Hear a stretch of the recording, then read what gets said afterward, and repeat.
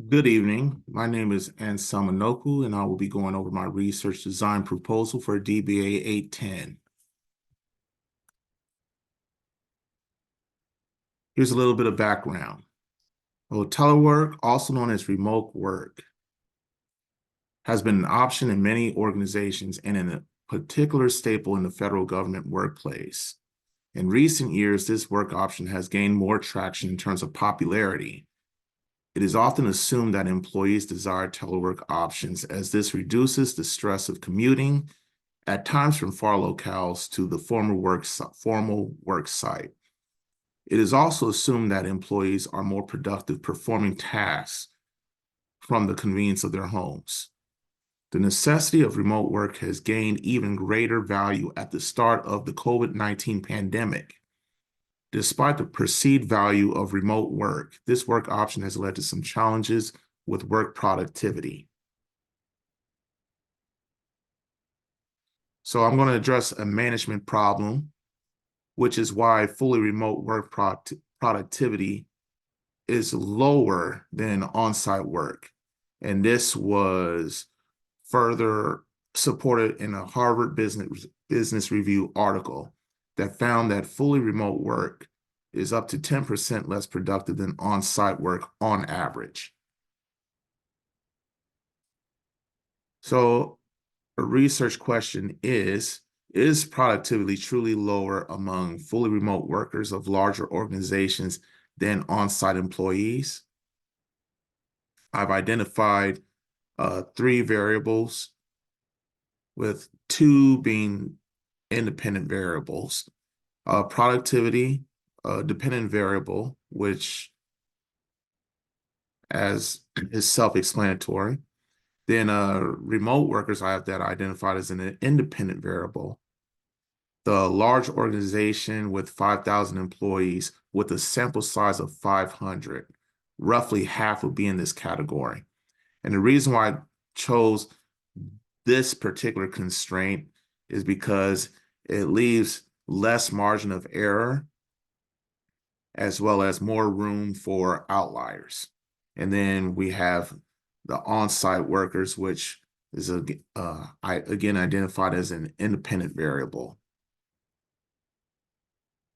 So the objective of this study is to find a distinct relationship between the productivity of on-site workers and remote workers. To study productivity and the effectiveness that a hybrid work schedule has on it when compared to a strict remote work schedule, and to identify and assess the best means by which to measure and evaluate performance of employees in a strictly remote work environment. Key terms and definitions. Here we have variables, factors to be observed within the study. The dependent variable, which is the variables that remain constant and influences other factors. Again, this will be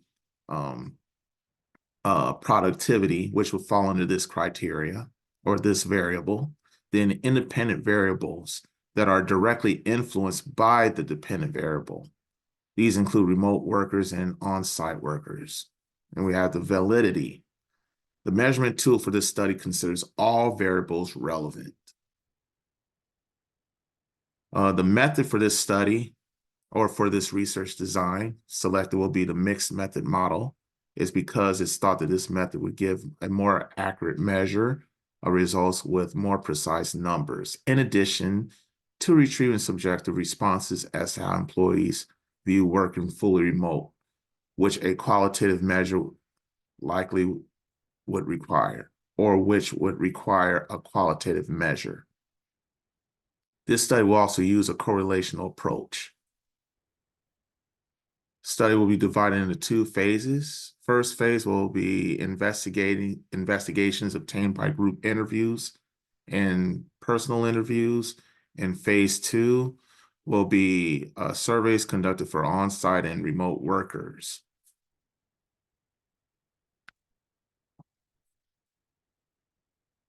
Historical data may be collected online or in person from the company or organization in question.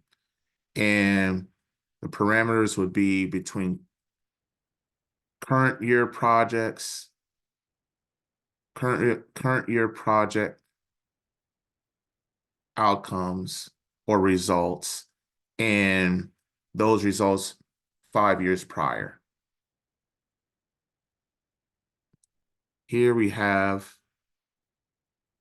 performance indicators for remote work, which is under 3 different criteria: focus, KPIs, and policy decisions, which would also measure the main characteristics that would be significant in remote work schedules, which would be vision or work vision,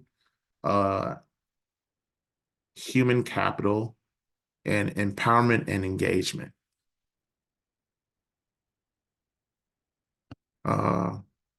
For my literary review, I utilized the UMGC library, EBSCOhost, and DOAG or DOAJ with the keywords listed below.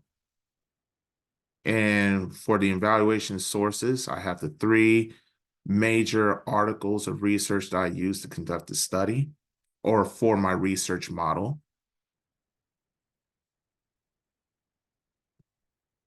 As a continuation, I have the research objectives for each article.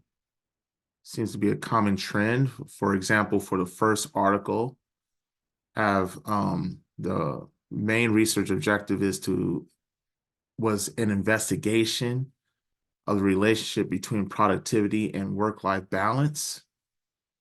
For the problems addressed in that same article, all work cannot be delivered from home.